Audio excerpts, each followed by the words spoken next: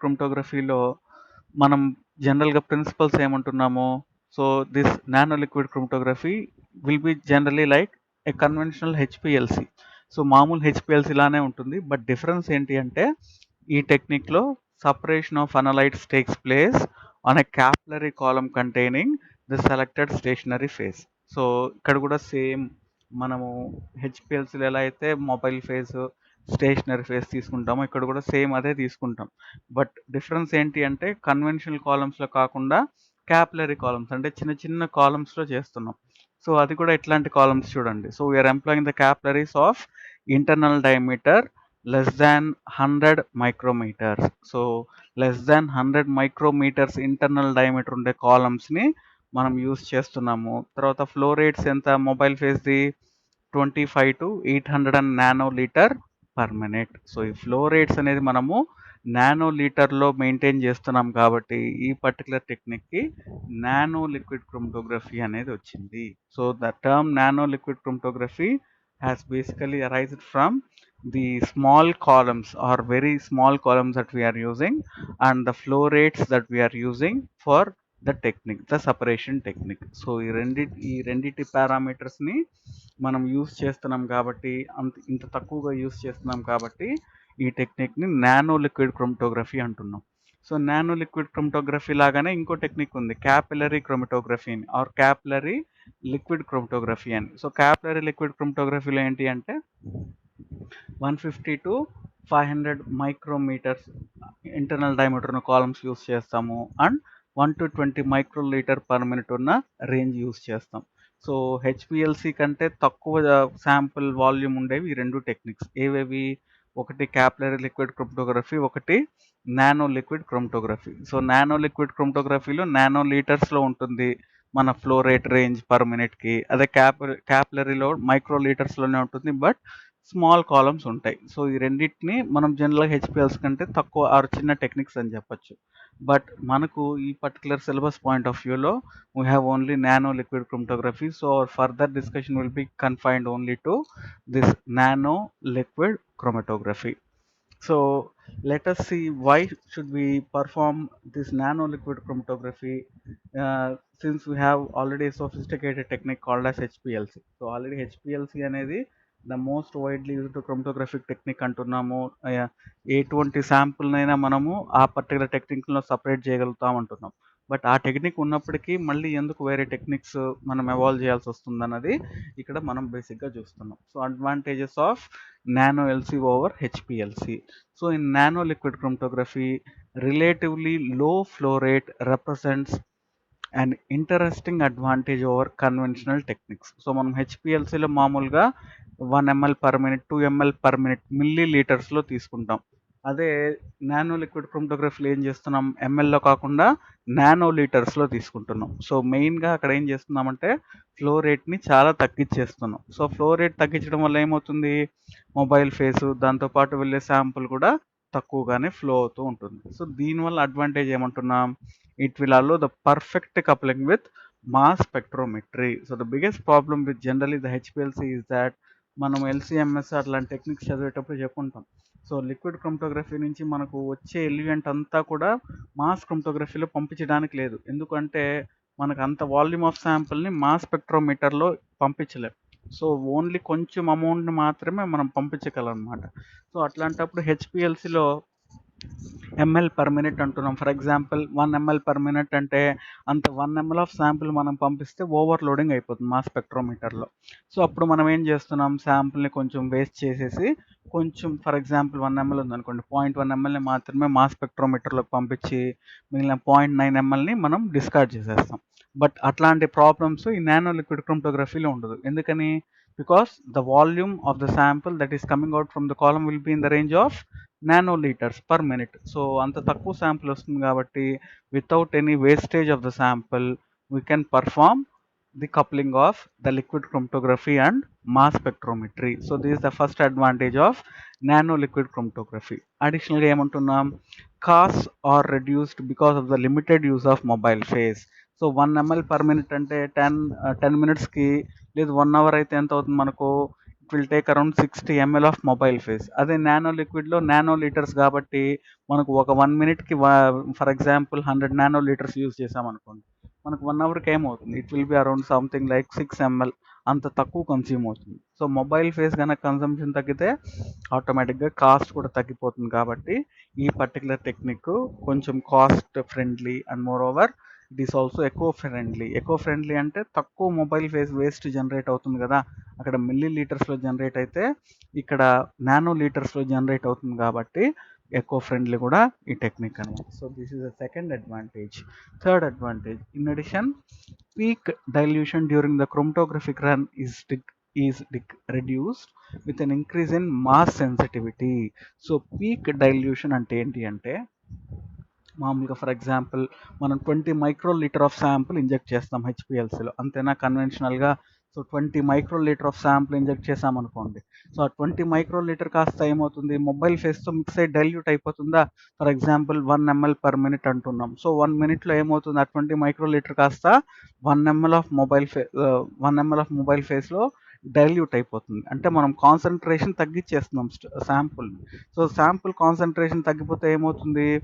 ఆ mass sensitivity కూడా తగ్గిపోతుంది. ఫర్ ఎగ్జాంపుల్ మనము యూవీలోనో లేకపోతే ఏదైనా డిటెక్టర్లో అనలైజ్ చేయాలనుకోండి, మనకు శాంపుల్ కాన్సన్ట్రేషన్ తగ్గిపోతూ ఉంటే బియర్ లిమిట్స్ కంటే తక్కువ వస్తే ఏమవుతుంది? ఆ శాంపుల్ ఉన్నా కూడా డిటెక్ట్ కాకపోవచ్చు. ఎందుకని? శాంపుల్ డైల్యూట్ అయిపోతుంది కాబట్టి. సో అట్లాంటి ప్రాబ్లమ్సే ఇక్కడ కూడా చెప్తున్నాం. సో కొన్ని శాంపుల్స్ ఏంటి అంటే చాలా తక్కువ కాన్సన్ట్రేషన్లో ఉంటాయన్నమాట మన శాంపుల్స్లో. ఫర్ ఎగ్జాంపుల్ ఏదైతే టెస్ట్ అనాలిసిస్ చేయాలో, సో అట్లాంటప్పుడు హెచ్పిఎల్సిలో చేసామనుకోండి, మనం ఇచ్చే శాంపుల్ ఇంజెక్షన్ 20 మైక్రో లీటర్ అది కాస్త ఎక్కువ డైల్యూట్ అయిపోతుంది కాబట్టి మాస్ సెన్సిటివిటీ ఇంకా తగ్గిపోతుంది. సో శాంపుల్ ఉన్నప్పటికీ కూడా అన్‌డిటెక్టెడ్‌గా వెళ్ళిపోతాయి కొన్ని సబ్స్టాన్సెస్. సో అట్లాంటి ప్రాబ్లమ్స్ అన్నీ కూడా ఇక్కడ తగ్గించొచ్చు. ఎందుకని? బికాస్ ద శాంపుల్ వాల్యూమ్ మనం ఇక్కడ ఇచ్చేది చాలా తక్కువ ఇస్తాం. ఈవెన్ మైక్రో లీటర్స్‌లో ఉండదు. నానో లీటర్స్‌లోనే ఉంటుంది. శాంపుల్ ఇచ్చేది నానో లీటర్‌లోనే. తర్వాత మొబైల్ ఫేస్ ఫ్లో రేట్ కూడా నానో లీటర్‌లోనే కాబట్టి అంత డైల్యూషన్ జరగదు. డైల్యూషన్ జరగకపోతే కాన్సంట్రేషన్ ఆఫ్ ద శాంపుల్ అలానే మెయింటైన్ అవుతుంది. సో మాస్ సెన్సిటివిటీ అంటే ఆ శాంపుల్ని ఈజీగా డిటెక్ట్ చేయగలుగుతుంది అనమాట detector. So that is one of the most important advantage. So మనం చూసినట్లయితే అట్ లాస్ట్ అప్లికేషన్స్ పార్ట్లో మనం ఎక్కువ నానో లిక్విడ్ క్రోమటోగ్రఫీని బయో అనాలిసిస్లో కావచ్చు, లేకపోతే ప్రోటియోమిక్స్లో యూస్ చేస్తాం. ప్రోటియోమిక్స్ ఆర్ బయో అనాలిసిస్లో. సో మనకు తెలుసు బయో అనాలిసిస్లో కానివ్వండి, లేదా ప్రోటియోమిక్స్లో ఇక్కడంతా ఏంటి అంటే మనకు శాంపుల్ చాలా ట్రేస్ అమౌంట్స్లో ఉంటుంది, నానోగ్రామ్ ఆర్ పికోగ్రామ్ లెవెల్లో. సో అంత తక్కువ కాన్సన్ట్రేషన్ శాంపుల్ని మనం హెచ్పిఎల్సిలో సపరేట్ చేయలేము. ఒకవేళ సపరేట్ అయినా కూడా అవి డిటెక్టార్లో అన్డిటెక్టెడ్గా వెళ్ళిపోతాయి. So that is the major problem why we can't apply the HPLC to a major extent in the field of proteomics and other say for example trace level analysis. So అట్లాంటి డిసడ్వాంటేజ్ని మనం ఈ నానో లిక్విడ్ క్రోమటోగ్రఫీ ద్వారా మనం overcome అవ్వచ్చు అనమాట. So finally ఈ మూడు కాకుండా it is also having high efficiency, good resolution and short analysis times. So high efficiency అంటే సపరేషన్ బాగా జరుగుతుంది, గుడ్ రెజల్యూషన్ క్లియర్గా సపరేట్ అవుతాయి, షార్ట్ అనాలిసిస్ టైమ్స్. సో ఇక్కడ మనం తీసుకునే కాలమ్స్ కూడా నానో కాలమ్స్ అంటున్నాం. ఇంటర్నల్ డయామీటర్స్ అనేది మైక్రోమీటర్ లెవెల్లో ఉంటుంది కాబట్టి సపరేషన్ కూడా ఫాస్ట్గా జరిగిపోతుంది. అదే హెచ్పిఎల్సి అనుకోండి, మనం తీసుకునేది దాదాపు 25 సెంటీమీటర్స్ ఉంటుంది కాలం లెంత్. సో అంత 25 సెంటీమీటర్స్ లెంత్లో ఈ mobile phase 1 ml per minute వెళ్ళాలి అంటే it will take some time. So అట్లాంటి టైంని కూడా మనం ఇంకా రెడ్యూస్ చేస్తున్నాము. So these are the main advantages. ఒకటి high efficiency, second is good resolution, third is short analysis times. So these are the major advantages of nano liquid chromatography over HPLC. So మెయిన్గా ఎక్కడ use చేస్తామంటున్నాము? These are use for the analysis of proteomics, pharmaceuticals, chiral, food and beverages, environmental, forensic and toxicology. So ఇట్లా different ఫీల్డ్స్లో మనము we can use this nano liquid chromatography. So ఈ nano liquid క్రోమటోగ్రఫీని ఇట్లా different ఫీల్డ్స్లో మనం use చేస్తున్నాం. మెయిన్గా proteomics అని చెప్పాం కదా, ప్రోటియోమిక్స్, ఫోరెన్సిక్స్, టాక్సికాలజీ ఇవంతా ఏంటి అంటే these are all the fields where the sample will be in trace levels చాలా చాలా తక్కువ ఉంటాయి. అట్లాంటి ఫీల్డ్స్లో మనం నానో లిక్విడ్ క్రోమటోగ్రఫీని కంఫర్టబుల్గా యూస్ చేయొచ్చు. Then principle and theory of nano liquid chromatography. So మనము ఏం కొత్తగా ప్రిన్సిపల్స్ చెప్పనవసరం లేదు నానో లిక్విడ్ క్రోమటోగ్రఫీకి. సో ఇక్కడ మనం ఏం చేస్తున్నాం మేజర్గా chromatography or conventional liquid chromatography or హెచ్పిఎల్స్లో ఏదైతే చేస్తున్నామో అదే ఇక్కడ కూడా చేస్తాం, అదే ప్రిన్సిపల్స్ అప్లై అవుతాయి. బట్ మేజర్ డిఫరెన్స్ ఏంటి అంటే మనం యూస్ చేసే పంప్స్ కావచ్చు, లేకపోతే ఆ శాంపుల్ ఇంజెక్షన్ వాల్యూమ్స్ కావచ్చు, లేదా కాలమ్ డయామీటర్స్ కావచ్చు, ఇవి తగ్గుతాయి. అది తప్పితే మిగిలిన ప్రిన్సిపల్స్ ఏవైతే హెచ్పిఎల్సిలో అప్లై అవుతాయో అవన్నీ కూడా ఇక్కడ అప్లై చేయొచ్చు. ఫర్ ఎగ్జాంపుల్ అబ్సార్ప్షన్ క్రోమటోగ్రఫీ, లేదు partition, size exclusion, ion exchange. So ఇట్లాంటి బేసిక్ ప్రిన్సిపల్స్ అన్నీ కూడా మనము నానో లిక్విడ్ క్రోమటోగ్రఫీలో చేయొచ్చు. Major difference is it will have a miniaturised equipment. చిన్న ఎక్విప్మెంట్ ఉంటుంది, హెచ్పిఎల్సి అంతా ఎక్విప్మెంట్ ఉండదు. So that is what we are saying. So a miniaturized chromatographic system is based on the same principles applied in the conventional chromatography. So ఏదైతే హెచ్పిఎల్సిలో చెప్తామో band limiters equations కావచ్చు, ఆ partition and mechanisms కావచ్చు, అనలైట్ interactions కావచ్చు, లేదా isocratic gradient elutions, choice of mobile phase, everything will be same. But the difference will be that we'll be using less amount of mobile phase and less flow rates and small columns. అది major difference. So principles of nano liquid అంటే you can write the principles of HPLC it self.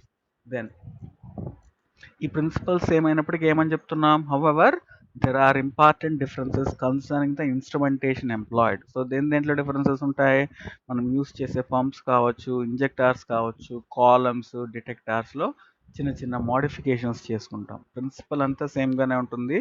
But ఇక్కడ మనము analyse చేసే sample quantity తక్కువ, mobile phase flow rate తక్కువ, కాబట్టి దానికి అనుగుణంగా ఉండే, దానికి సెట్ అయ్యే ఇన్స్ట్రుమెంట్ని మనం యూస్ చేస్తాం. So that is the basic principle of nano liquid chromatography. So ఇందాక మనం చెప్పాం we're improving the sensitivity and reducing the chromatographic dilution అని. సో నానో లిక్విడ్ క్రోమటోగ్రఫీలో మనం ఏమంటున్నాం, కాన్సన్ట్రేషన్స్ అల్ట్రా ట్రేస్ లెవెల్స్లో ఉన్నా కూడా ఈజీగా శాంపుల్ని డైల్యూట్ చేయకుండా బాగా అనలైజ్ చేయొచ్చు అంటున్నాం కదా. సో అది ఎలా చేస్తున్నామో చూడండి. So the use of lower mobile phase volumes is one of the advantages in reducing column internal diameter. So మనం కాలమ్ ఇంటర్నల్ డయామీటర్ తగ్గిస్తున్నాం కాబట్టి ఆటోమేటిక్గా మనం మొబైల్ ఫేస్ ఎక్కువ పంపించాల్సిన అవసరం లేదు, అంతేనా.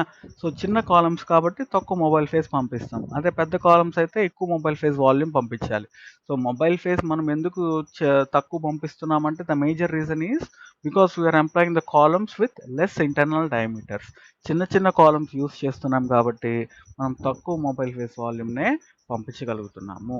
So this is advantages not only in reducing the cost. So తక్కువ మొబైల్ ఫేస్ కన్జంప్షన్ అంటే కాస్ట్ తగ్గిపోతుంది, అలానే but also it is improving the chromatographic performances. So mobile face తక్కువ పంపించినప్పటికీ మనకి ఎటువంటి క్రోమటోగ్రఫిక్ పర్ఫార్మెన్స్ తగ్గట్లేదు, తగ్గకపోగా ఇంకా పెరుగుతుంది అంటున్నాం. So this particular low mobile phase is not only reducing the cost but also increasing the HPLC or chromatographic performance. So in chromatography, after injecting the sample into the column as a small plug, the mobile phase moves analytes towards the detector producing a band enlargement. ఇందాక మనం చెప్పాం కదా sample dilution అని చెప్పాము ఇందాక. So మనం inject చేసిన తర్వాత శాంపుల్ పోర్ట్ నుంచి మొబైల్ ఫేస్ ఏం చేస్తుంది, it is the carrier or the transporting element. So it will transport the sample from the column and from the column to the detector. So ఈ ప్రాసెస్లో ఏమవుతున్నాం, whenever the mobile phase moves analytes towards the detector, ఈ band enlargement is being update. Band enlargement ఎందుకు వస్తుంది అంటున్నాము, because sample dilute అయిపోతుంది కాబట్టి ఆటోమేటిక్గా బ్యాండ్ అనేది షార్ప్ బ్యాండ్ కాకుండా మనకు large bands or wide bands వస్తాయన్నమాట. సో ఇది ఎంత ఎన్లార్జ్మెంట్ జరగాలనేది depends on several experimental parameters. So మనం సెలెక్ట్ చేసుకునే ఎక్స్పెరిమెంటల్ పారామీటర్స్ బట్టి కూడా డిపెండ్ అయి ఉంటుంది బ్యాండ్ బ్రాడనింగ్ ఆర్ బ్యాండ్ ఎంత రావాలి అనేది. సో మనం బేసిక్గా Van Demeter's ఈక్వేషన్లో అదే చెప్తాం, what are the factors that reduce the band broadening or band enlargement. HETP is equal to A plus B by mu plus C mu అని van Deemter's equation ఉంది కదా. సో ఆ particular ఈక్వేషన్లో మనం చెప్పేదే ఇవి ఎంత మినిమైజ్ చేస్తే మనకు బ్యాండ్ ఎన్లార్జ్మెంట్ తక్కువ ఉంటుందని చెప్తాం. సో ఇక్కడ కూడా ఏం చేస్తున్నాము, ఆ పర్టికులర్ క్రోమటోగ్రఫిక్ డైల్యూషన్ రాకుండా బ్యాండ్ ఎన్లార్జ్మెంట్ని మనం తగ్గించాలి అంటే will be using a particular equation called as this particular equation. So ఈ ఈక్వేషన్లో మనం ఏం చేస్తున్నాము అంటే శాంపుల్ డైల్యూషన్ ఎలా ఉంటుంది ఆర్ ఎంత అవుతుంది అనేది ఈక్వేషన్ ద్వారా మనం డిటర్మైన్ చేయొచ్చు. So D is the sample dilution. ఎలా అంటున్నాం ఈక్వేషన్ చూడండి, D is equal to C naught by C max. So ఇక్కడ సి నాట్ అంటే ఏంటి, C naught and C max are the concentrations of the sample when injected and at peak maximum. C naught అంటే ఏంటి, మనం inject చేసినప్పుడు sample ఎంత కాన్సన్ట్రేషన్తో inject చేసాము. సి మ్యాక్స్ అంటే మనకు పీక్ మ్యాక్సిమం వచ్చినప్పుడు దాని కాన్సన్ట్రేషన్ ఎంత. ఫర్ ఎగ్జాంపుల్ ఇంజెక్ట్ చేసింది తర్వాత సి మ్యాక్స్ రెండు ఈక్వల్ అనుకోండి, అప్పుడు డైల్యూషన్ ఎంత వస్తుంది, it will be 1. That means the maximum will be there. So రెండు ఈక్వల్ అవ్వాలి, ఏది C naught to C max రెండు ఈక్వల్ అవ్వాలి. సో రెండు ఈక్వల్ అయితే కనుక మనకి డైల్యూషన్ అనేది అంతగా జరగకుండా మినిమైజ్ చేయొచ్చు. అలా కాకుండా ఈ పర్టికులర్ సి మ్యాక్స్ వాల్యూ తగ్గుతూ ఉందనుకోండి, ఏమవుతుంది, ఇది తగ్గుతూ ఉంటే డి వాల్యూ ఇంకా ఇంక్రీజ్ అయిపోతుందా. శాంపుల్ డైల్యూషన్ అనేది ఎప్పుడు ఇంక్రీజ్ అవుతుంది, ఈ సి మ్యాక్స్ కనుక తగ్గిపోతే, ఈ డినామినేటర్ తగ్గిపోతే ఈ పర్టికులర్ డి వాల్యూ ఇంక్రీజ్ అవుతుంది. సో ఇది ఎందుకు తగ్గుతుంది అంటే ఇందాక చెప్పాం కదా, వేరియస్ ఫ్యాక్టర్స్ వల్ల, మొబైల్ ఫేస్ వాల్యూమ్ ఎక్కువ వాడడం వల్ల, కాలం లెంత్ ఎక్కువ ఉండడం వల్ల, లేదా కాలం నుంచి డిటెక్టర్కి మధ్యలో పైప్స్ ఉంటాయి కదా, కనెక్టింగ్ పైప్స్, అవి లాంగ్ డిస్టెన్స్ వల్ల, ఇవన్నీ కూడా ఎక్స్ట్రా కాలం డిస్పర్షన్స్ అంటాం. సో ఇట్లాంటి వేరియస్ ఫ్యాక్టర్స్ వల్ల మనకు ఈ సిమాక్స్ అనేది తగ్గిపోతుంది. సిమాక్స్ తగ్గిపోతే ఆటోమేటిక్గా డి అనేది పెరిగిపోతుంది. సో మనం ఇక్కడ నానో లిక్విడ్ క్రోమటోగ్రఫీలో డీని ఎంత మినిమం చేయగలము అనేది ప్రయత్నిస్తాం అనమాట. సో ఇక్కడ C naught by C max equation ఇంకా ఎక్స్పాండ్ చేస్తే we are having this particular equation, sigma pi R square into 1 plus K into square root of 2 pi LH divided by volume of injection. So ఇక్కడ ఒక్కొక్క parameter చూడండి. So R is the radius of the capillary column. So మనం capillary column యొక్క radius ఎంతైతే ఉందో దాన్ని R అంటున్నాము. Then L is the length of the column, H is the theoretical plate height, epsilon is the column porosity, V injection is the injected volume. So ఇట్లా different parameters పైన dilution అనేది depend అవుతుంది. ఏదేది, కాలం యొక్క radius పైన, length of the కాలం పైన, theoretical plate height పైన, తర్వాత కాలం పొరాసిటీ పైన, and volume of injection. K is a constant value.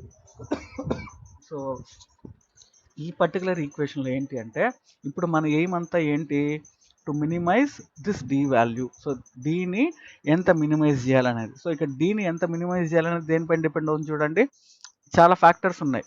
So ఇక్కడ మనకి ఎక్కువ ఇన్ఫ్లుయెన్స్ చేసే ఫ్యాక్టర్ ఏంటి, ఆర్ స్క్వేర్. ఎందుకని, సో మిగిలిన ఫ్యాక్టర్స్ కూడా ఉన్నాయి సార్ అని అడగచ్చు. వాల్యూమ్ ఆఫ్ ఇంజెక్షన్ ఉంది, సిగ్మా ఉంది, ఎల్ ఉంది, హెచ్ ఉంది. బట్ మేజర్గా మనకు ఏ ఫ్యాక్టర్ మారితే డైల్యూషన్ అనేది ట్రెమండస్గా మారిపోతుందంటే ఈ ఆర్ వల్ల, అంటే రేడియస్ ఆఫ్ ద కాలం వల్ల. ఎందుకని స్క్వేర్లో ఉంది కదా, ఇవి స్క్వేర్ రూట్లో ఉంది, ఇది ఎక్స్పోనెన్షియల్ 1లో ఉంది. సో ఉన్న ఫ్యాక్టర్స్లో ఎక్కువ ఇన్ఫ్లుయెన్స్ అనేది మనకు రేడియస్ వల్ల జరుగుతుంది. కాబట్టి from this equation it is clear that the most important parameter is column radius. ఇక్కడ మీరు గుర్తుపెట్టుకోవాల్సింది, లెంత్ మారితే మారదా సార్, లేదా వాల్యూమ్ ఆఫ్ ఇంజెక్షన్ మారితే మారదా సార్ అంటే ఖచ్చితంగా మారుతుంది. బట్ వీటన్నిటిలో కూడా మోస్ట్ ఇంపార్టెంట్ పారామీటర్ ఏదంటున్నాము, R square, which is nothing but the column radiation. So అందుకనే మనం ఎందుకు చిన్న చిన్న క్యాపిలరీ కాలమ్స్ తక్కువ ఇంటర్నల్ డయామీటర్తో ఉండే తీసుకుంటున్నామంటే ఆర్ స్క్వేర్ వాల్యూ ఎంత మినిమం అయితే శాంపుల్ డైల్యూషన్ కూడా అంత తగ్గిపోతుంది. శాంపుల్ డైల్యూషన్ ఎంత తక్కువ ఉంటే మనకు అంత తక్కువ శాంపుల్ని కూడా ఈజీగా ఐడెంటిఫై చేయొచ్చు. సో ఇప్పుడు మనకు అర్థమవుతుందా ఎలా హై ఎఫిషియన్సీతో ఆర్ సెన్సిటివిటీని ఇంప్రూవ్ చేస్తున్నామో. సో కాలం రేడియస్ని కనుక మనం తగ్గించినట్లయితే ఆటోమేటిక్గా ఈ రెండు డైరెక్ట్లీ ప్రపోర్షనల్ కాబట్టి డైల్యూషన్ కూడా తగ్గించేస్తాము. డైల్యూషన్ తగ్గింది అంటే ఆటోమేటిక్గా శాంపుల్ సెన్సిటివిటీని ఇంక్రీజ్ చేస్తున్నాము. దెన్ అలానే ఎఫిషియన్సీ, సో ఎఫిషియన్సీ ఆఫ్ క్రోమటోగ్రఫిక్ సపరేషన్ని హైగా మనం చేయొచ్చు అంటున్నాం. అలానే ఎక్స్ట్రా కాలం బ్యాండ్ బ్రాడనింగ్. సో ఇందాక చెప్పాం కదా, ఎక్స్ట్రా కాలం బ్యాండ్ బ్రాడనింగ్ అంటే ఎక్స్ట్రా కాలం అంటే అపార్ట్ ఫ్రమ్ కాలంలో మనకు బ్యాండ్ బ్రాడనింగ్ ఎక్కడ జరిగే ఛాన్స్ ఉంది అంటే ఇందాకే చెప్పాను. సో మనకు శాంపుల్ ఇంజెక్ట్ చేసినప్పటి నుంచి శాంపుల్ ఎలా ట్రావెల్ అవుతుంది, శాంపుల్ ఇంజెక్షన్ నుంచి మొబైల్ ఫేస్తో మిక్స్ అయ్యి ఒక చిన్న పైప్ సిస్టమ్ ద్వారా it will be connected to the column. Then కాలంలో దాని యొక్క ప్రాపర్టీ బట్టి అడ్సార్ప్షన్ లేదా పార్టీషన్ క్రోమటోగ్రఫీ ప్రకారం సపరేట్ అవుతుంది. వన్స్ కాలంలో సపరేట్ అయిన తర్వాత డిటెక్టార్కి వెళ్ళాలి కదా. సో కాలం నుంచి డైరెక్ట్గా డిటెక్టార్కి కనెక్షన్ ఉండదు. So it will be connected by small tube లాగా ఉంటుందన్నమాట. ఆ ట్యూబ్లో మనం కనెక్ట్ చేసి శాంపుల్ని పంపిస్తాం. సో ఇవంతా కూడా ఏంటి అంటే ఈ లెంత్ ఉంది చూసారా, కాలం నుంచి డిటెక్టార్ మధ్యలో, అలానే శాంపుల్ ఇంజెక్షన్ పోర్ట్ నుంచి కాలంకి మధ్యలో ఉండే length of the tubing. So ఇక్కడంతా కూడా ఆ లెంత్ ఎంత ఎక్కువ అయితే అంత బ్యాండ్ బ్రాడనింగ్ జరిగే ఛాన్స్ ఉంది. అంటే నథింగ్ బట్ అంత ఎక్కువ డైల్యూషన్ జరిగే ఛాన్స్ ఉంది. సో ఆ length of the extra column dispersion కనుక మనం తగ్గించినట్లయితే బ్యాండ్ బ్రాడనింగ్ కూడా తగ్గించవచ్చు. So let us see how does this efficiency can be increased. So the efficiency of capillary column can be described considering the Van Dimter's equation. So మనం ఇందాకే చెప్పాం కదా, nano liquid chromatography is not a new technique or it is not something that is different from HPLC. It is as same as the HPLC, but the thing is that we are using miniaturized equipment. So అందుకని ఇక్కడ కూడా ఈ van డిమిటర్స్ equations use చేస్తాం. But ఇక్కడ మనం packed columns కాకుండా capillary columns కాబట్టి ఈ ఎక్స్టెన్షన్, సో వాన్ డిమిటర్స్ తర్వాత చాలా సైంటిస్టులు మళ్ళీ ఈ పర్టికులర్ ఈక్వేషన్ పైన వర్క్ చేశారు. సో వాళ్ళలో ఇద్దరు సైంటిస్టులు Kennedy and Knox, they have expanded this van Deemter's equation further. So వాళ్ళు నార్మల్ వాన్ డిమిటర్స్ ఈక్వేషన్ కొంచెం మాడిఫైడ్ వాన్ డిమిటర్స్ ఈక్వేషన్ చేశారు. సో ఇక్కడ చూడండి, హెచ్ అంటే ఏంటి, height equal to theoretical plate, A అంటే eddy's diffusion, B longitudinal diffusion, C non equilibrium mass transfer. So ABC వాల్యూస్కి వాళ్ళు మళ్ళీ కోఎఫిషియన్స్ ఇచ్చారు. సో వి అంటే ఏమంటున్నాం, it is the reduced linear velocity. So linear velocity అంటే nothing but flow rate of the mobile phase. So flow rate of the mobile phase అనే ఫ్యాక్టర్ని ఇక్కడ అడిషనల్గా ఏ అనే టర్మ్కి ఇచ్చారు. మామూలుగా మనం ఏ టర్మ్లో మొబైల్ ఫేస్ ఈక్వేషనే చూడండి, ఇక్కడ కూడా మొబైల్ ఫేస్ ఫ్లో రేట్కి సంబంధించి ఉండదు. బట్ ఈ మాడిఫైడ్ ఈక్వేషన్లో ఇక్కడ మనం చూపిస్తున్నాము. సో ఈవెన్ ఈ థియరాటికల్ హైట్ ప్లేట్ని కూడా వాళ్ళు హెచ్ని కాస్త ఏం చేశారు, స్మాల్ హెచ్ అంటున్నారు. This H is given by HETP by dp. So what is dp here, nothing but the particle diameter. So particle diameter తర్వాత హెచ్ఈటీపీని డివైడ్ చేస్తే ఈ స్మాల్ హెచ్ వస్తుంది అంటున్నారు. దెన్ వి అంటున్నాం, లీనియర్ వెలాసిటీ అన్నాం కదా. సో లీనియర్ వెలాసిటీ ఎలా వస్తుంది, flow rate of mobile face, particle size and DM is the diffusion coefficient of the sample. So ఇట్లా ఈ పర్టికులర్ ఈక్వేషన్ ద్వారా మనము ఒక పర్టికులర్ సపరేషన్ ఎఫిషియన్సీ ఎంత అనేది డిటర్మైన్ చేయొచ్చు. So in order to achieve the desired good efficiency, it is necessary to evaluate all the parameters influencing the column band broadening. So ఏవేవైతే column band బ్రాడనింగ్కి effect చేస్తాయో వాటిన్నిటిని మనం మినిమైజ్ చేస్తేనే మనము ఎఫిషియన్సీని అచీవ్ చేయొచ్చు. So to solve this problem, one should be attention in selecting carefully the following parts of the system. ఏదంటున్నాం చూడండి, డిటెక్టార్ సెల్, ఎటువంటి డిటెక్టార్ యూస్ చేస్తున్నాం, ఇంజెక్షన్ వాల్వ్, తర్వాత ట్యూబ్ కనెక్షన్స్. సో ఇందాక చెప్పాం కదా, ట్యూబ్ కనెక్షన్స్ ఏవైతే శాంపుల్ ఇంజెక్షన్ నుంచి కాలంకి కనెక్ట్ అవుతాయో అలానే కాలం నుంచి డిటెక్టార్కి కనెక్ట్ అవుతాయి, మధ్యలో ట్యూబ్ కనెక్షన్స్, అవి కూడా మనం జాగ్రత్తగా కన్సిడర్ చేస్తేనే ఈ పర్టికులర్ ఎక్స్ట్రా కాలం బ్యాండ్ బ్రాడనింగ్ని తగ్గించవచ్చు అండ్ ఆటోమేటికల్గా ఎఫిషియన్సీని ఇంక్రీజ్ చేయొచ్చు.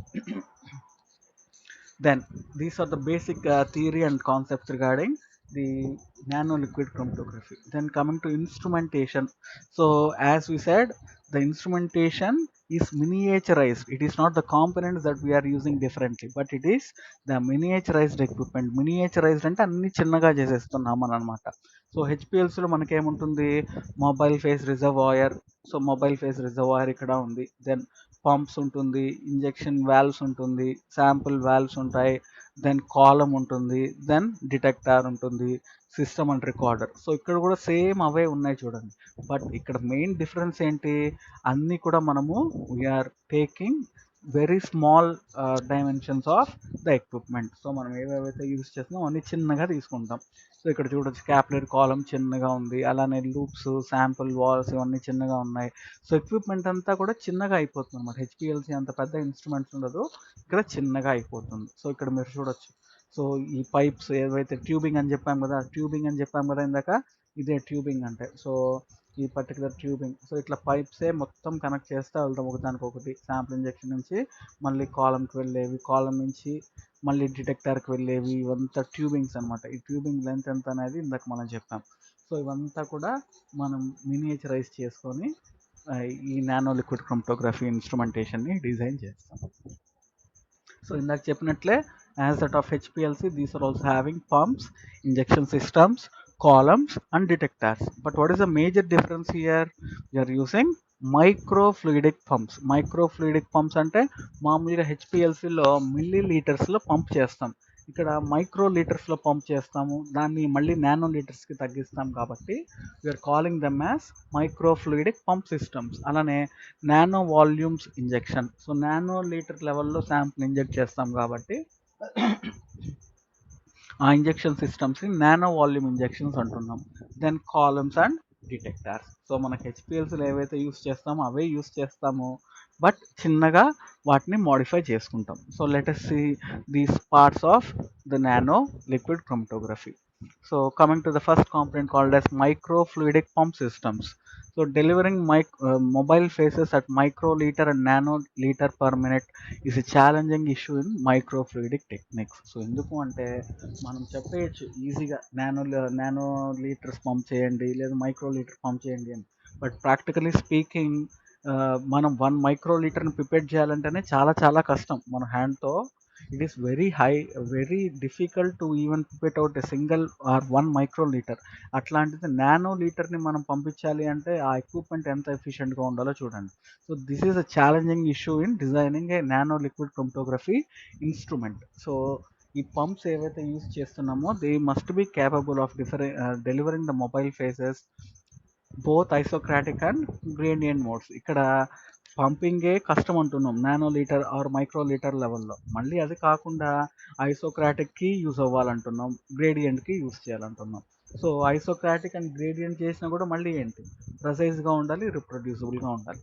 అర్థమవుతుందా challenges? So these are the main challenges in deciding or in designing a pump used in the nano liquid chromatography. So ఇక్కడ మనం ఏవేవైతే పంప్స్ యూస్ చేస్తున్నామో అవి నానో లిక్విడ్ లెవెల్లో డెలివర్ చేయాలి, ఐసోక్రాటిక్ అండ్ గ్రేడియంట్ మోడ్లో ప్రెసైజ్గా అండ్ రిప్రొడ్యూసిబుల్ వేలో పంప్ చేయగలగాలి. In addition they have to be compatible with large number of solvents. So ఆ పంప్ ఏదైతే మనం డిజైన్ చేస్తామో ఆ మెకానికల్ పార్ట్స్ అన్నీ ఉంటాయి కదా, అవంతా కూడా కంపాటబుల్గా ఉండాలి అంటున్నాం. ఎందుకని, మళ్ళీ పంప్స్ అనేది కెమికల్గా ఇంటరాక్ట్ అయిన అనుకోండి మొబైల్ ఫేసెస్, అప్పుడు ఏమవుతుంది, they will cause or they will change the pH or the composition of the mobile phase. So అట్లాంటి ప్రాబ్లమ్స్ వస్తాయి కాబట్టి కంపాటబిలిటీ ఇష్యూ ఉండాలి. దెన్ అలానే they should be able to operate at high pressures around 1000 bars which are used for conventional HPLC and UPLC. So pressures కూడా మనం తగ్గించడానికి లేదు. So pressures తగ్గించడానికి లేదు, వాల్యూమ్ తక్కువ పంపించాలి, ఐసోక్రాటిక్ అండ్ గ్రేడియంట్ మోడ్కి ఉండాలి, ప్రెసైజ్ అండ్ రిప్రొడ్యూసిబుల్, ఇన్ని ప్రాబ్లమ్స్ ఉన్నాయన్నమాట. సో ఇట్లాంటివన్నీ కూడా మనము 2 డిఫరెంట్ సిస్టమ్స్ ఆఫ్ పంప్ సిస్టమ్స్తో మనం నానో లిక్విడ్ క్రోమటోగ్రఫీలో పంప్స్ని డిజైన్ చేస్తాం. ఏవేవి, split type and splitless pumps. So split and splitless పంప్స్ని మనం యూస్ చేస్తాం. So let us see these 2 categories of pumps. So split systems and splitless. నేమ్లోనే ఉంది స్ప్లిట్ అంటే. సో స్ప్లిట్లో ఏం చేస్తాము, మనం ఇనీషియల్గా పంప్లో ఎక్కువ వాల్యూమ్ ఆఫ్ మొబైల్ ఫేస్ తీసుకొని దాన్ని ఫర్దర్గా శాంపుల్ ఇంజెక్షన్ సిస్టమ్ పంపించేటప్పుడు అంత వెళ్ళకుండా కొంచెం స్ప్లిట్ చేసి కొంచెం మాత్రమే పంపిస్తాం. అర్థమవుతుందా? ఫర్ ఎగ్జాంపుల్ ఒక పర్టికులర్ పైప్ లైన్ ఉంది అనుకోండి, ఆ పైప్ లైన్ నుంచి ఒక 10 ml ఆఫ్ ఆర్ ఎక్కువ వాటర్ వస్తుంది, దాని ఫ్లో తగ్గించాలంటే ఏం చేస్తాము, ఏదో ఒక వాల్వో లేకపోతే ఏదైనా ట్యాపో యూస్ చేస్తాం కదా. అలానే ఇక్కడ కూడా స్ప్లిట్ సిస్టంలో ఏంటి అంటే వాల్యూమ్ పంప్ చేసేది ఏం తగ్గించాం, హెచ్పిఎల్సీ లాగానే ఎంఎల్ పర్ మినిట్దే తీసుకుంటాం. బట్ ఫైనల్గా శాంపుల్ ఇంజెక్షన్కి ఎంత వెళ్ళాలి అనేది రెస్ట్రిక్టింగ్ వాల్వ్స్ యూస్ చేసి లేదా వాల్వ్స్ యూస్ చేసి మనం తగ్గించేసి కొంచెం మాత్రమే మొబైల్ ఫేస్ శాంప్లింగ్ చేసి పంపిస్తాం, మిగిలినంతా కూడా వేస్ట్కి వెళ్ళిపోతుంది అనమాట. అదే స్ప్లిట్లెస్లో అంటే స్ప్లిట్లెస్, సో ఇక్కడ ఎంత అయితే పంప్ చేస్తామో అదంతా కూడా డైరెక్ట్గా వెళ్ళిపోతుంది. Now let us see some of the properties of these two pumping systems. So split systems divide high flows, అదే ఇందాక చెప్పాం కదా హెచ్పిఎల్సీలో ఏదైతే ఎంఎల్ పర్ మినిట్ యూస్ చేస్తామో from conventional HPLC pumps by using a flow restrictor between pump and the column. So pump column మధ్య flow రెస్ట్రిక్టార్స్ పెట్టేస్తాము. Flow రెస్ట్రిక్టార్ ఏం చేస్తుంది, మనకు పంప్ చేసిన ఎంఎల్ పర్ మినిట్ ఉన్న వాల్యూమ్ని ఎంఎల్ని కాస్త నానో లీటర్స్కి తగ్గించేసేసి మిగిలినంతా కూడా వేస్ట్కి పంపించేస్తుంది. These systems allow for the use of usual HPLC pumps with an easily constructed nano flow restrictor. So ఈ స్ప్లిట్లెస్ సిస్టమ్స్లో ఏం చెప్తున్నాం చూడండి, సో హెచ్పిఎల్సీకి ఏదైతే పంప్స్ యూస్ చేస్తున్నామో అదే యూస్ చేయొచ్చంట. బట్ ఆ పంప్స్తో పాటు అడిషనల్గా ఏం యూస్ చేయాలి, we have to use a nano flow restrictor. However, the split systems may lead to variable split ratios and low reproducibility. So this is the major disadvantage of the split systems. So split ratio అనేది కాన్స్టెంట్గా ఉంటుంది. For example ఇందాక చెప్పాం కదా 1 ml per minute అని పంపిస్తున్నాం అనుకున్నాం, 1 ml per minuteలో split చేసాం అనుకుందాం. ఫర్ ఎగ్జాంపుల్ 0.1 mlని మనము సిస్టంలోకి పంపించాలి, 0.9 mlని మనం వేస్ట్కి పంపించాలి. సో 1:9 రేషియోలో స్ప్లిట్ చేస్తున్నాం కదా, సో ఆ స్ప్లిట్టింగ్ అనేది కాన్స్టెంట్గా మెయింటైన్ చేయలేము అంటున్నాం. So by if you use the split systems it is difficult to maintain that split ratio and more over లో రిప్రొడ్యూసిబిలిటీ అంటే ప్రతిసారి మీరు సేమ్ వాల్యూమ్ ఆఫ్ మొబైల్ ఫేస్ని పంపించలేరు. So these are few problems associated with the split systems. Then reproducible gradient elution is also very difficult to achieve. So gradient ఎల్యూషన్లో ఏమవుతుంది, మనకు 2 or 3 different mobile phases ఉంటాయి, అది మళ్ళీ ఇంకో ఒక స్పెసిఫిక్ రేషియోలో మిక్స్ అయ్యి దాన్ని మళ్ళీ మనం స్ప్లిట్ చేసి పంపించాలి. సో ఇక్కడ ఇంకా ప్రాబ్లము కాంప్లెక్స్ అయిపోతుంది. సో ఇట్లాంటివన్నీ కూడా మనకు స్ప్లిట్ సిస్టమ్స్లో కొన్ని ప్రాబ్లమ్స్ ఉన్నాయన్నమాట. When coming to splitless systems, so these systems prevent the solvent losses and have more reproducible nano flow rates. So ఇక్కడ ఏమంటున్నాము, ఇక్కడ ఎటువంటి స్ప్లిట్టింగ్ జరగట్లేదు, మనం పంప్ చేసేదే తక్కువ వాల్యూమ్ని పంపిస్తాము, ఆ వాల్యూమ్లో ఎటువంటి లాస్ లేకుండా డైరెక్ట్గా నానో ఫ్లో రేట్స్తో సిస్టంలోకి వెళ్ళిపోతుంది అనమాట. So here we are not using the conventional HPLC pumps, ఇక్కడ ఒక special type of pumps use చేసి మనం పంపించేటప్పుడే తక్కువ ఫ్లోతో పంపిస్తాం. So syringe pumps using a single reservoir with a limited volume are better than split systems. So syringe type of pumps చూస్తాం కదా, సో అట్లాంటి సిరంజ్ పంప్స్నే మనం ఇక్కడ యూస్ చేస్తాం. బట్ ఏంటి అంటే వాటికి లిమిటెడ్ వాల్యూమ్ ఉంటుంది అనమాట, అంటే పంపింగ్ కెపాసిటీని మనం తగ్గించేస్తాం, మిల్లీ లీటర్స్ నుంచి కాకుండా నానో లీటర్స్కి పంపిస్తాం. అలానే కంటిన్యూస్ ఫ్లో పంప్స్ ఉన్నాయనుకోండి, వాటిని కూడా మనం రెసిప్రొకేటింగ్ పంప్స్ ఎలా అయితే డిజైన్ చేస్తాం హెచ్పిఎల్స్లో అలా డిజైన్ చేసుకొని ఇక్కడ స్ప్లిట్ సిస్టంలో యూస్ చేసుకోవచ్చు. So the continuous flow pumps can be used in both isocratic and gradient elution at nano flows. So continuous flow pump systems అదే రెసిప్రొకేటింగ్ పంప్స్ని మనము both isocratic as well as గ్రేడియంట్లో use చేసుకోవచ్చు, మనం nano ఫ్లోని కూడా achieve చేయొచ్చు. So జనరల్గా ఎక్కువగా యూస్ చేసేది మనం స్ప్లిట్లెస్ని యూస్ చేస్తాము, స్ప్లిట్ని రేర్గా యూస్ చేస్తాం.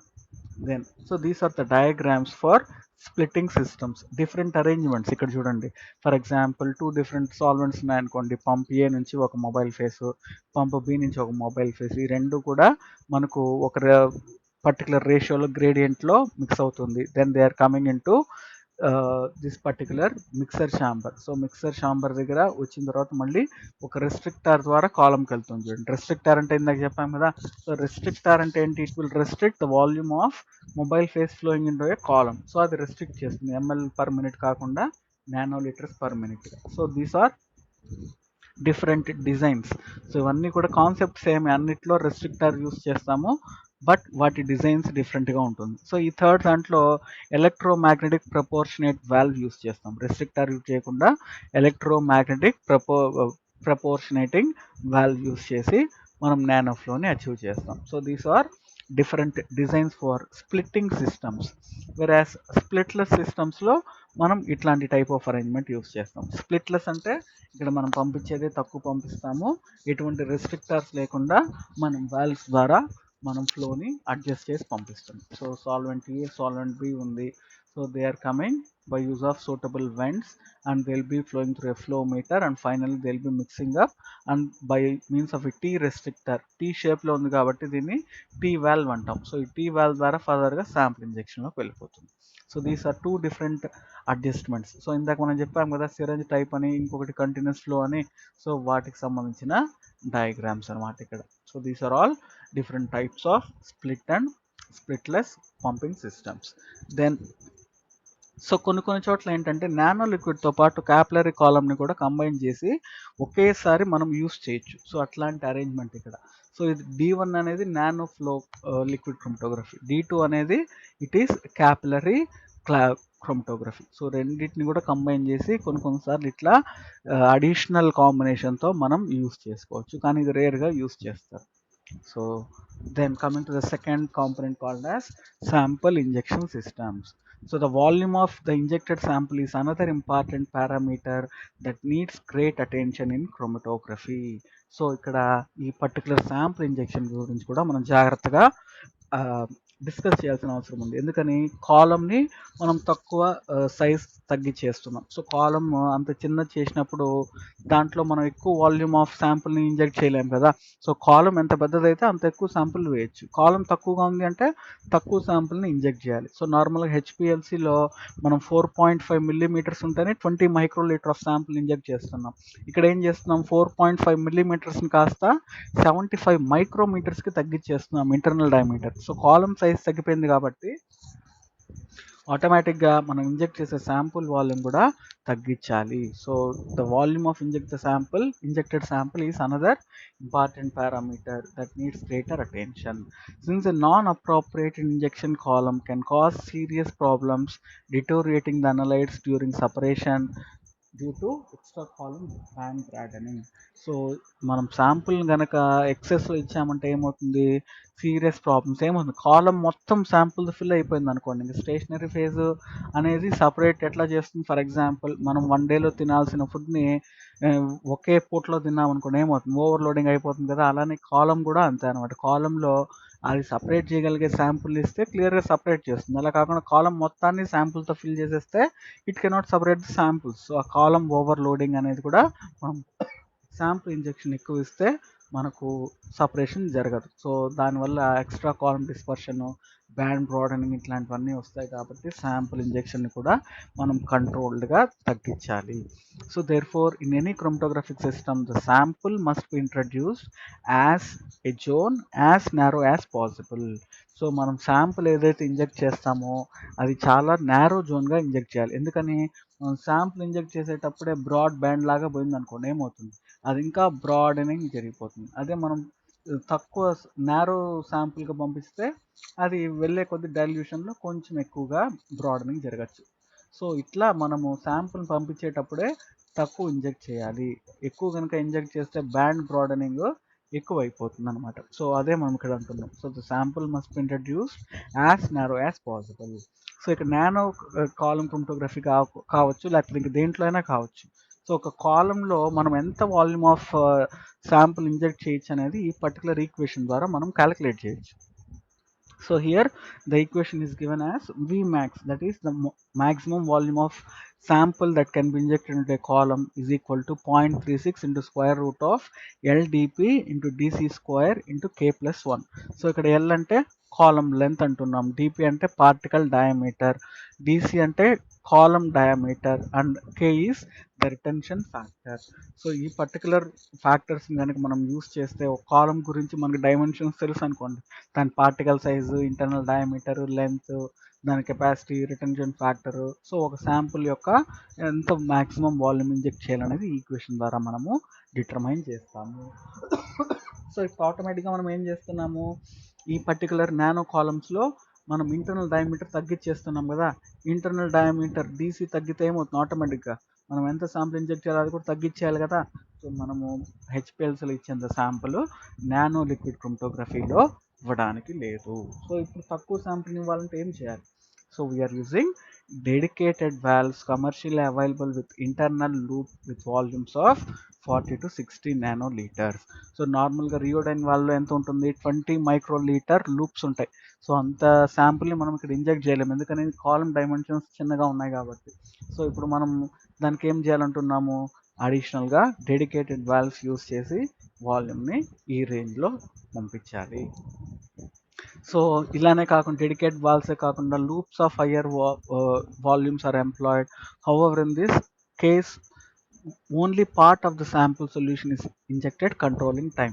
సో సెకండ్ కేసులో ఏంటి అంటే, ఒకవేళ డెడికేటెడ్ వాల్వ్స్ అలాంటి అరేంజ్మెంట్ లేకపోతే నార్మల్గా రియోడైన్ వాల్వ్స్లో ఎలా అయితే ఇంజెక్ట్ చేస్తామో అట్లాంటి లూప్లోనే ఇంజెక్ట్ చేస్తాం. బట్ ఏమంటున్నాము, శాంపుల్ని ఎలా పంపిస్తున్నాము, శాంపుల్ ఏదైతే లూప్లో ఉందో అది మొత్తం కాకుండా, ఫర్ ఎగ్జాంపుల్ మనం రియోడైన్ వాల్వ్లో లోడ్ పొజిషన్ ఇంజెక్ట్ పొజిషన్ అని ఉంది కదా. సో లోడ్ పొజిషన్ ఇంజెక్ట్ పొజిషన్లో ఏం చేస్తాం, లోడ్ పొజిషన్లో శాంపుల్ని 20 మైక్రోలీటర్ ఫిల్ చేస్తాం. తర్వాత ఇంజెక్ట్ పొజిషన్లో మనం వాల్వ్ని రొటేట్ చేసినప్పుడు అదంతా మొబైల్ ఫేస్తో మిక్స్ అయ్యి వెళ్ళిపోతుంది. సో ఇంజెక్ట్ పొజిషన్ అప్పుడు ఏం చేస్తాము అంటే, కొంచెం definite or very small amount of టైంని మాత్రమే మొబైల్ ఫేస్ని పంప్ అయ్యేట్టు చేస్తాం. సో అప్పుడు ఏమవుతుంది, 20 మైక్రోలీటర్ కాకుండా కొంచెం శాంపుల్ మాత్రమే మొబైల్ ఫేస్తో మిక్స్ అయ్యి ఫర్దర్గా కాలంకి వెళ్తుంది. సో ఇట్లా టైం బేస్డ్ కంట్రోల్ కూడా చేయొచ్చు, లేదు డెడికేటెడ్ వాల్వ్స్ అన్న యూస్ చేయొచ్చు. సో ఈ రెండు జనరల్గా ఏంటంటే తక్కువ ఎఫిషియన్సీ ఆర్ రీప్రొడ్యూసిబిలిటీ ఇస్తాయి. సో అందుకనే జనరల్గా automatic sample injection systems use చేస్తే మనకు కన్వీనియంట్గా ఉంటాయి. So these are different examples for the nano liquid sample injection system. So ఇవంతా different combinations, nano LC pump, nano liquid chromatographic pump, Rheodyne వాల్వ్సే ఉంటాయి. ఇక్కడ చూడండి రెస్ట్రిక్టార్స్ ఉన్నాయి, రెస్ట్రిక్టార్స్.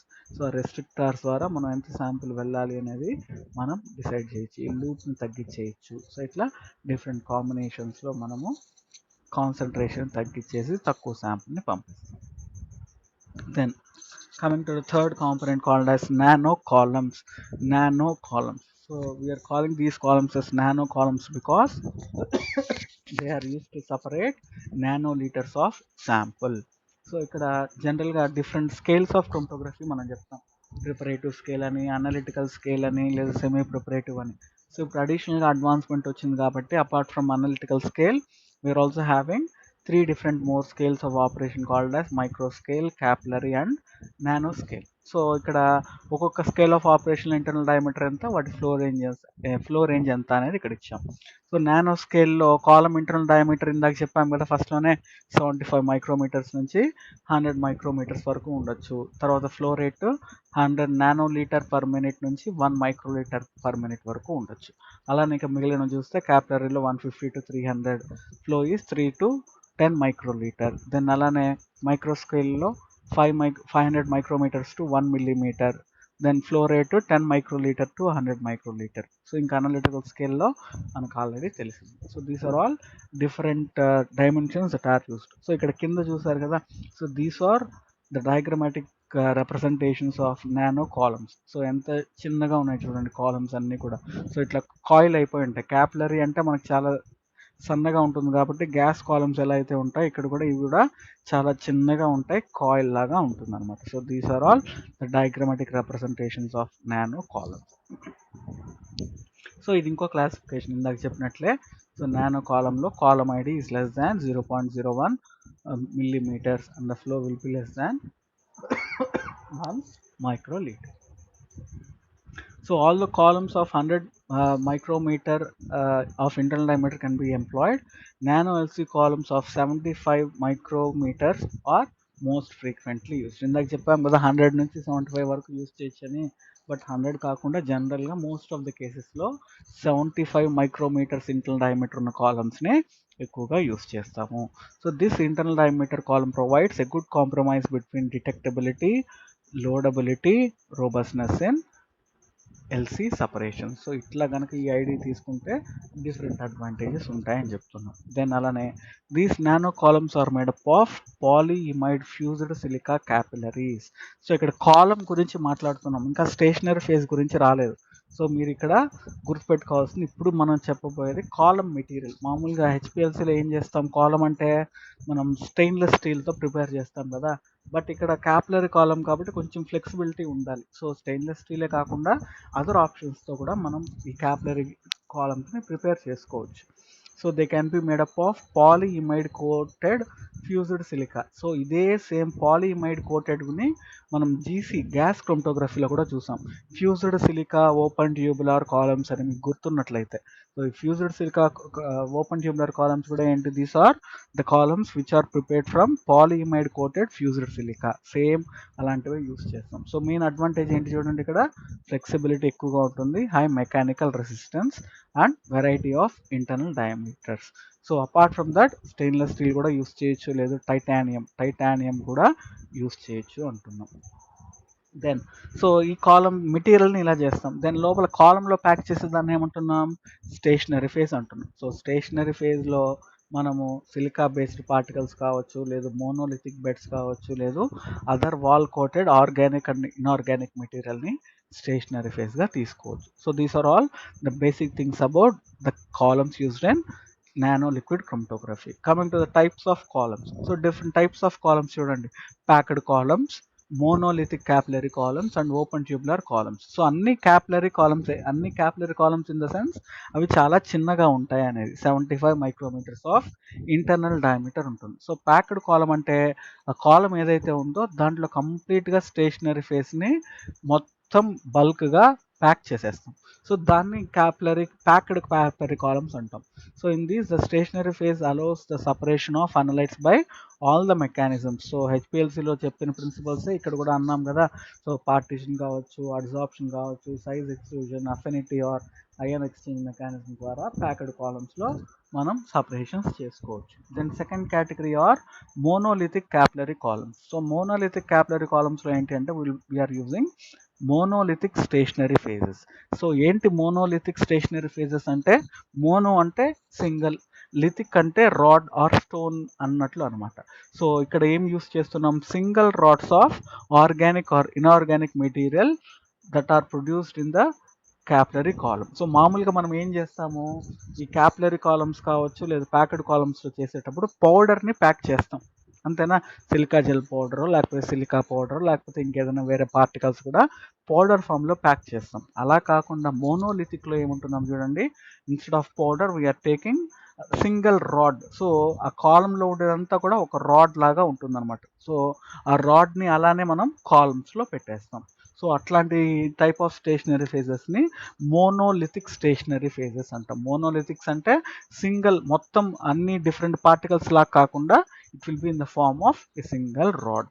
Then open tubular columns. Open tubular columns అంటే ఏంటి, క్యాపిలరీ కాలమ్స్కి ఇన్నర్ సర్ఫేస్ ఉంటుంది కదా, ఆ ఇన్నర్ సర్ఫేస్ మాత్రమే కోట్ చేస్తాం, మధ్యలో అంతా ఓపెన్ స్పేస్ ఉంటుంది, అందుకనే దీన్ని ఓపెన్ ట్యూబులర్ అంటున్నాం. సో మనం ఆల్రెడీ చూసాం ఈ రెండు గ్యాస్ క్రోమటోగ్రఫీలోనే, ప్యాక్డ్ కాలమ్స్ అని, ఓపెన్ ట్యూబులర్ కాలమ్స్ అని. సో ఇక్కడ కూడా సేమ్ అంతే, ప్యాక్డ్ అంటే కంప్లీట్గా ప్యాక్ చేసేస్తాము కాలం మొత్తము, ఎటువంటి గ్యాప్స్ లేకుండా. వెరాస్ ఓపెన్ ట్యూబులర్లో ఇన్సైడ్ వాల్కి మాత్రం స్టేషనరీ ఫేస్ కోట్ చేస్తాము, మధ్యలో అంతా కూడా ఓపెన్ స్పేస్ ఉంటుంది. Then so these are various commercially available nano columns, different companies, Agilent, Waters, Thermo, Merck, Phenomenex, ఇట్లా different scientific companies ఉన్నాయి. These are all the companies which are manufacturing the nano columns. ఇవన్నీ కూడా column names అనమాట. So column names అంటే nothing but వాళ్ళు ఇచ్చే నామన్క్లేచర్.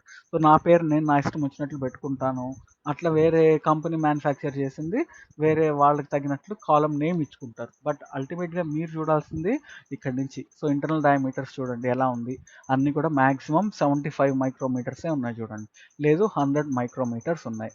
Then length. So length ఇక్కడ 100 mm అంటే ఎంత, 100 mm is nothing but 10 centimetres, లేదు 250 mm అంటే 25 సెంటీమీటర్స్, లేదు అలానే we also have 20 mm or 50 mm. So ఇట్లా డిఫరెంట్ లెన్స్లో ఉంటాయి. Particle size. సో పార్టికల్స్ మాత్రం ఇక్కడ చూడండి అన్ని దాదాపు 3.5 మైక్రోమీటర్స్ ఉన్నాయి, లేదు కొన్ని కంపెనీస్ 1.7, 1.8. సో పార్టికల్ సైజ్ తగ్గిస్తే మనకి ఇంకా ఎఫిషియన్సీ పెరుగుతుంది, బట్ జనరల్గా మోస్ట్ ఆఫ్ ద కేసెస్లో 3.5 యూస్ చేస్తాము. Then 4 size. సో పార్టికల్ యొక్క 4 సైజు. దెన్ ఇక్కడ main stationary phases. So octadecylsilane కావచ్చు, C4 కావచ్చు, C8 కావచ్చు, అలానే C18 కావచ్చు, ఇట్లా different types of silica gel and their modified silica gel phases are used in nano liquid chromatography. So this chart is an indicative of different types of nano columns that are commercial available, వాటి dimensions, length, తర్వాత ఏ phases use చేస్తాం. So హెచ్పిఎల్సిలో ఏదైతే stationary phases use చేస్తామో అవే ఇక్కడ కూడా చేస్తాం. C8 కావచ్చు, C18 కావచ్చు, లేకపోతే ఇక్కడ చూడండి ఈవెన్ అమైడ్, మనం HILICలో చూసాం కదా అమైడ్ కాలమ్స్ అని. సో అట్లాంటి ఏ స్టేషనరీ ఫేజ్ ప్యాకింగ్ అయినా కూడా వీటిల్లో మనం ప్యాక్ చేసుకొని యూస్ చేయొచ్చు. Then coming to the last component called as detectors. So the type of detectors for nano LC are as same as those employed for HPLC. So principle anta kuda everything is same. The difference is only how we are performing the method anede manaku difference. So HPLC lo evi use chestamo, UV visible, fluorescence, conductivity and mass spectrometer. So ఇలాంటివే మనం నానో ఎల్సీలో కూడా use చేస్తాము. జనరల్గా ఏంటంటే DAD, photo diode array. So these are a class of UV visible detectors. So దీన్ని ఎక్కువగా యూస్ చేస్తాం because of its low cost, wide range of applicability and use of online detection. So ఇక్కడ మనం detectors గురించి మాట్లాడేటప్పుడు మేజర్గా concern అయ్యేది ఏంటి అంటే, మనం ఇందాక చూసాం ఒక చోట ఎక్కడో ఎక్స్ట్రా కాలమ్ బ్యాండ్ బ్రాడనింగ్లో డిటెక్టర్ సెల్ యొక్క డైమెన్షన్స్ని మనం జాగ్రత్తగా మేనేజ్ చేయాలి అనేది. సో ఇక్కడ ప్రాబ్లం ఏంటి అంటే, నానో కాలంలో మనకు తక్కువ అమౌంట్ ఆఫ్ శాంపుల్ వస్తుంది కదా. సో డిటెక్టర్ యొక్క సెల్ వాల్యూమ్ కూడా ఎలా ఉండాలి, డిటెక్టర్ ఫ్లో సెల్ అది కూడా తక్కువ వాల్యూమే ఉండాలి. సో డిటెక్టర్ ఫ్లో సెల్ అంటే నథింగ్ బట్ ఎలా ఉంటుంది అంటే, ఫర్ ఎగ్జాంపుల్ యూవీ డిటెక్టర్ అనుకోండి, ఆ యూవీ డిటెక్టర్లో ఇట్లా ఫ్లో సెల్స్ లాగా ఉంటాయి. సో కాలం ఇక్కడ ఉందనుకోండి, కాలం నుంచి మనకు ఎలిమెంట్స్ అన్ని ఒక ట్యూబ్ ద్వారా ఈ డిటెక్టర్ ఫ్లో సెల్కి వస్తాయి. సో ఈ డిటెక్టర్ ఫ్లో సెల్, దీన్ని ఫ్లో సెల్ అంట, ఫ్లో సెల్. సో ఈ ఫ్లో సెల్ అంటే ఏంటి, నథింగ్ బట్ ఆ వచ్చిన లిక్విడ్స్ అన్నీ కూడా దీంట్లో ఫ్లో అయ్యి డిటెక్ట్ అవుతాయి. ఫర్ ఎగ్జాంపుల్ యూవీ అనుకోండి, ఇక్కడ యూవీ లైట్ పంపిస్తాం, యూవీ లైట్ ఇక్కడ పంపించి ఇక్కడ ఫోటో మల్టిప్లైర్ ట్యూబ్స్ పెడతాం, మధ్యలో శాంపుల్ ఫ్లో అవుతూ ఉంటుంది. సో శాంపుల్ ఇలా ఫ్లో అవుతూ ఉంటుంది, యూవీ లైట్ ఇలా వెళ్తుంది, శాంపుల్ యూవీ అబ్జార్బ్ అయితే ఈ డిటెక్టర్ డిటెక్ట్ చేస్తుంది. సో దీన్ని ఫ్లో సెల్ అంటున్నాం కదా. సో ఇక్కడ ప్రాబ్లం ఏమి అంటే, హెచ్పిఎల్సిలో యూజ్ చేసే ఫ్లో సెల్ వాల్యూమ్ ఎక్కువ. ఎందుకని, అక్కడ 1 ml per minute అంటే ఎక్కువ వాల్యూమ్ ఆఫ్ శాంపుల్ వస్తుంది. బట్ ఇక్కడ ప్రాబ్లం ఏంటి, మనకు నానో లీటర్స్లోనే శాంపుల్ వస్తుంది కాబట్టి ఆ ఫ్లో సెల్ కూడా సెల్ వాల్యూమ్ చాలా చిన్నగా ఉండాలి. అంటే కన్వెన్షనల్గా యూజ్ చేసేవి కాకుండా చిన్న ఫ్లో సెల్స్ యూజ్ చేసుకోవాలి. సో చిన్న ఫ్లో సెల్ యూజ్ చేస్తే మనకు తక్కువ వాల్యూమ్ ఆఫ్ శాంపుల్ మాత్రమే వెళ్తుంది, ఈజీగా డిటెక్ట్ అవుతుంది. అలా కాకుండా ఫ్లో సెల్ ఎక్కువ ఉందనుకోండి, మనకు శాంపుల్ ఒక్కొక్కసారి అన్డిటెక్టెడ్గా వెళ్ళిపోవచ్చు. So due to the short path length of the nano column, detectability is limited when non-column detection is applied. This is overcome by the use of specially configured detection cells. ఇందాక చెప్పాం కదా, ఈ detection సెల్స్లో flow సెల్స్ని మనం చిన్నగా చేసుకుంటే లో శాంపుల్ని మనం పంపించగలుగుతాం. And more over longer light పాత్స్ని ఇంక్రీజ్ చేయాలి. సో జనరల్గా ఎందుకు ఇదంతా జెడ్ షేప్డ్ ఫ్లో సెల్ అంటున్నాం. సో ఎందుకు సార్ డైరెక్ట్గా ఇలానే ఉండొచ్చు కదా అంటే, ఇలా ఉందనుకోండి త్వరగా వెళ్ళిపోతాయి. అదే జెడ్ షేప్లో ఉంది అనుకోండి, ఎక్కువ డిస్టెన్స్ ట్రావెల్ అవుతుంది, లైట్కి ఎక్కువసేపు ఎక్స్పోజ్ అవుతుంది. కాబట్టి జెడ్ షేప్డ్ ఫ్లో సెల్స్ని మనము యూస్ చేస్తూ ఉంటాం ఈ డిటెక్టార్స్లో. సో ఇట్లా మనం ఫ్లో సెల్ యొక్క వాల్యూమ్ తగ్గిస్తాము. అలానే ఇందాక చెప్పాము కదా, కాలంకి డిటెక్టార్కి మధ్యలో ఉండే పైపింగ్ ఆర్ ట్యూబింగ్ ఏదైతే ఉందో, ఆ ట్యూబ్ లెంత్ కూడా తగ్గిస్తే మనకి డిటెక్షన్ అనేది ఎటువంటి ప్రాబ్లం ఉండదు. సో దీంతో పాటు laser induced fluorescence and inductively coupled plasma, mass spectrometry are also used in LC detection. So laser induced fluorescence techniques కానివ్వచ్చు, లేకపోతే ICP, induced coupled plasma, atomic emission స్పెక్ట్రోస్కోపీలో చదువున్నాం మనం, అటామిక్ అబ్జార్ప్షన్. సో అక్కడ use చేసే ICP సోర్సెస్ని కూడా మనం యూజ్ చేసుకోవచ్చు. So these are all the factors that are to be considered with regard to the detectors. So ikkada this is the list of nano LC equipments and pumps and the important properties. Different companies వాళ్ళు manufacture చేసే instruments యొక్క properties. So Waters, Thermo Scientific, Shimadzu. So ఇట్లా చూడండి. So pumps, వాటి యొక్క flow rate ranges ఎంత pressure, retention times, RSD ఎంత, volume delay, then injection volume loop ఎంత ఇంజెక్ట్ చేయగలుగుతుంది, ఇట్లాంటివన్నీ కూడా ప్రాపర్టీస్ ఉన్నాయి. సో ఈ చార్ట్ కూడా మళ్ళీ ఒకసారి రెఫర్ చేయండి. So this is about the instrumentation of nano. So ఇందాక మనం చెప్పాం కదా, ఫస్ట్ అడ్వాంటేజ్ ఏం చెప్పాము, హెచ్పిఎల్సిలో మనము హైఫనేషన్ చేసేటప్పుడు మాస్ స్పెక్ట్రోమెట్రీతో సారీ, హెచ్పిఎల్సిలో మనము మాస్ స్పెక్ట్రోమెట్రీ ఆర్ అదర్ టెక్నిక్స్తో మనము ఇంటర్ఫేస్ చేసేటప్పుడు మేజర్ ప్రాబ్లం ఏంటి? హెచ్పిఎల్సి కాలం నుంచి వచ్చేంత శాంపుల్ అదర్ టెక్నిక్స్కి అవసరం లేదు. ఫర్ ఎగ్జాంపుల్ మాస్ కావచ్చు, లేదా ఎన్ఎంఆర్ కావచ్చు, లో ఇన్పుట్ ఆఫ్ శాంపుల్ ఉండాలి. సో అక్కడ మేజర్ ప్రాబ్లం అది. కాబట్టి ఇక్కడ నానోలో మనకు ఆ ప్రాబ్లం అడ్వాంటేజ్గా అవుతుంది. సో తక్కువ వాల్యూమే మనకు కావాలి కాబట్టి డైరెక్ట్గా మనం కనెక్ట్ చేసేసేయచ్చు. సో ఇక్కడ డిఫరెంట్ ఇన్స్ట్రుమెంట్స్ ఉన్నాయి చూడండి. LC NMR, liquid chromatography coupled with NMR. So ఇది కాలం నుంచి వచ్చిన తర్వాత కాలంని డిటెక్టర్ కాకుండా ఒక ఎన్ఎంఆర్కి కనెక్ట్ చేస్తున్నాం. So this the setup of nano LC NMR. అలానే ఎల్సిఎంఎస్, సో కాలం నుంచి వచ్చిన తర్వాత ఒక మాస్ స్పెక్ట్రోమీటర్కి మనం పంపిస్తున్నాం. సో ఇట్లా డిఫరెంట్ కాంబినేషన్స్ ద్వారా మనము ఎల్సిఎంఎస్ ఆర్ ఎల్సిఎన్ఎంఆర్ని హైఫినేషన్ చేసుకోవచ్చు. Then applications of nano LC. So ఇందాక ఫస్ట్లోనే చెప్పాం కదా, మెయిన్గా మనకి డిఫరెంట్ ఫీల్డ్స్లో ఎక్కువగా యూస్ చేసే ఫీల్డ్ వచ్చింది ప్రొటియోమిక్స్ అనమాట. ప్రొటియోమిక్స్.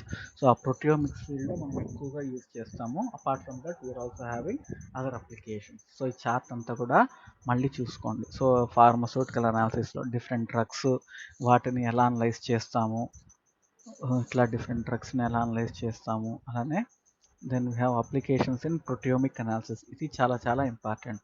సో ప్రొటియోమిక్స్ అంటే నథింగ్ బట్ పెప్టైడ్స్ ఆర్ ప్రోటీన్స్ని అనలైజ్ చేసే దాంట్లో మనం ఈ టెక్నిక్ని ఎక్కువగా యూస్ చేస్తామంటున్నాం. సో అనలైట్స్ ఏంటి, మ్యాట్రిక్స్ ఏంటి, ఎలా సపరేట్ చేస్తున్నాం. So these are some of the applications. అలానే ఫుడ్ అనాలిసిస్లో ఎలా అనలైజ్ చేస్తున్నాం నానో ఎల్సీని యూస్ చేసి. దెన్ ఎన్విరాన్మెంటల్ అనాలిసిస్, అలానే clinical or forensic or legal analysis.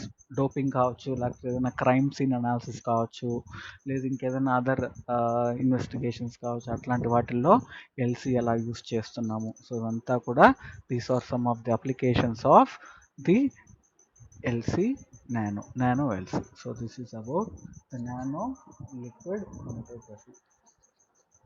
So మనం అందుకే ఫస్ట్ నుంచి ఏం చెప్తున్నాము, మీరు హెచ్పిఎల్సి జాగ్రత్తగా చదువుకుంటే మిగతావన్నీ కూడా ఈజీగా వస్తాయి. ఎందుకు అంటే ప్రిన్సిపల్స్ అవంతా కూడా సేమ్. ఒక్క కాన్సెప్ట్ అర్థం అవ్వాలి మీకు అంతే. ఆ పంప్స్ ఎలా పనిచేస్తాయి, లేదు ఆ సిస్టమ్ అంతా ఎలా ఉంటుందని అర్థమైతే దాన్ని మారుస్తూ ఉన్నాం అంతే. సో హెచ్పిఎల్సి లానే నానో ఎల్సి కూడా. ఇక్కడ డిఫరెన్స్ ఏంటి, చిన్నగా చేస్తున్నాం ఇన్స్ట్రుమెంట్స్ని. అక్కడ ఫ్లో ఎక్కువ, ఇక్కడ ఫ్లో తగ్గిస్తున్నాము. అక్కడ శాంపుల్ వాల్యూమ్ ఎక్కువ, ఇక్కడ తగ్గిస్తున్నాము.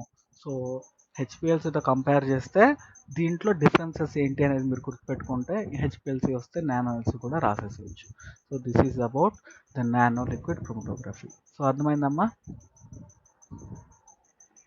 సరే మరి అయితే. సో ఈరోజు ఇంకా మీటింగ్ ఎండ్ చేసేస్తాను. రేపు క్లాస్లో కలుద్దాం. సో రేపు కూడా రేపు మామూలు 2:30కే కదా క్లాస్, 2:30కే స్టార్ట్ చేస్తాం. రేపు ప్రిపరేటివ్ క్రోమటోగ్రఫీ, ఎల్లుండి కైరాల్ క్రోమటోగ్రఫీ. సో ఈ 2 యూనిట్స్, అదే ఈ 2 టాపిక్స్ అయిపోతే యూనిట్ 1 అయిపోతుంది. దెన్ సాటర్డే ప్లాన్ చేద్దాం. ఓకే అమ్మా, థ్యాంక్ యూ. Okay sir. నేను మెటీరియల్ పోస్ట్ చేస్తాను, చూసుకోండి. Okay sir. ఓకే. రైట్.